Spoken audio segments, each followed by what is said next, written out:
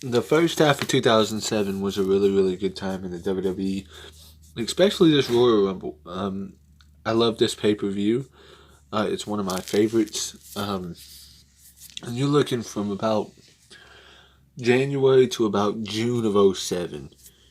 Everything seemed to be going good in the WWE, and then after the Benoit double murder suicide in June of '07, things kind of just spiraled out of control at the tail end of 2007. But we are looking at this show that took place on January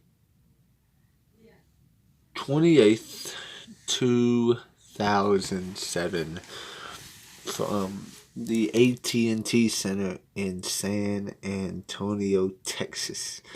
Dark match was JTG against Lance Cade. Anyway, we have the opening match of the night is the Hardys against Eminem. The Hardys end up winning this match. Good opening match. Mercury obviously came out with the whole face thing because he got his face messed up in Armageddon the previous month. It was a great match. I say it's about two. I want to say I gave the match 2.5 stars. I don't have my notes with me, but I'm thinking that I had it about 2.5. I really like this match. They kind of opened up with a good tag match, and it was just overall a good all-around matchup. Second match of the night, you had the ECW Championship. You had Bobby Lashley defeat Test by countout. These guys had actually wrestled on the Tuesday before Lashley had won, and the Tuesday after Lashley had won. So both of those matches had decisive finishes. So the match that didn't have a decisive finish, the end of the countout, is the one that people paid for. Think about that. It is the one that people paid for. Was the match. Good match overall. I thought they were pretty decent. About a star and a half. Sad to see though that Test would later be gone. Test would pass away in 2009, and so would Umaga. Just hard to see. Really, really hard to see, knowing that both of those guys would end up passing. And speaking of passing, seeing a guy early right there front and center in the poster is Chris Benoit. Knowing that in about 5 months' time, his wife and son would all be done, or would all be gone from actions that he did. And that's always hard to really think about and hard to really comprehend why he did the things that he did. But we may never know. The World Heavyweight Championship match is Batista against Mr. Kennedy. Batista would win this match over Mr. Kennedy. This was a pretty decent match. I always thought Kennedy should have really got a main event push, and I think a lot of times it was his own wrongdoing that kind of derailed him, because I know he was supposed to be McMahon's illegitimate son.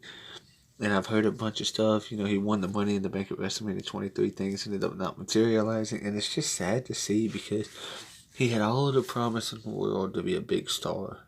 And ended up not even really phasing and panning out. And it's sad to see that it really did not pan out the way that it was supposed to. And that's sad to see. But it was shocking. The last man standing match, you had Umaga take on the WWE champion John Cena, and right now John Cena was in the middle of a reign that was not going to end for some time. He would hold the title from September of '06 to October of 2007. He ended Umaga's undefeated streak at New Year's Revolution earlier in the month. And now this was a last man standing match, but this is an absolutely phenomenal last man standing match. I gave this match 4.25 out of 5 because this match is absolutely incredible. I really love the spot at the end of the match where John Cena uses the ropes to get Umaga down, like he does at STF, but he wraps the rope around him, and it was pretty cool to see. How he did that spot, and how Umaga was another one of those guys never really got the respect that he should have got. He really should have been a big star for the company. but ended up not. And I think that that's something that's really, really sad to note and really, really sad to think about. It's that he ended up not getting the respect that he deserved. The 07 Rumble match was a fantastic match to me. 4-star Rumble. It's one of my favorite Rumbles all the time. Maybe 4.5. It's funny because you had Ric Flair and MVP start out, and Ric Flair ended up being the first guy out. Edge ended up being the Iron Man, lasting over, I think it was almost 45 minutes that he lasted, maybe longer. Then you had other guys in there like Benoit, the Hardys. I believe both members of Eminem were in there. Undertaker, who would be the eventual winner, Shawn Michaels, The Miz, who would only be in there about 7 seconds, but funny to see how long way he's come. Anyway, Final Four came down to Undertaker, Shawn Michaels, Randy Orton, and Edge, with the final two being Shawn Michaels and The Undertaker.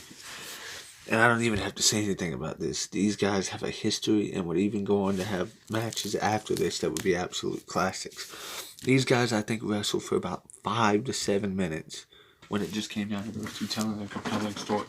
And I knew Taker was going to win, but even I thought for a minute there, hey, Shawn's going to win it in his hometown. I mean, both guys would end up going to WrestleMania anyway, so it really kind of defeated the purpose of it. But I mean, Shawn had had 2 Rumble victories before. Taker had never had one, so you kind of thought, hey, Undertaker was going to win the Rumble. I heard Triple H was originally supposed to, but he had gotten injured. But, yeah, and it was also something of note here. It was the first time that somebody from the number 30 spot won the Royal Rumble. That was pretty cool to note. You know, nobody had won it from the number 30 spot. The latest they had won it was the 29 spot. And obviously number 30 would win it the following year, which we'll get into in 2008. But overall, I got to give this show a 7.5 out of 10. It was an absolute classic Rumble show to me. Up and down, I like it. It's not the best, but like I said, there's been far worse Royal Rumble pay-per-views. It's got one of the best Rumble matches, up there with 92 and 2001. And yeah, it's definitely one that you should definitely go back and watch.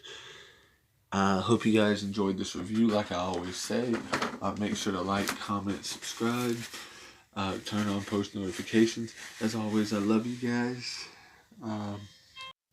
And I hope you guys enjoyed this review. Love y'all. Peace. Your boy Killer Cam is out.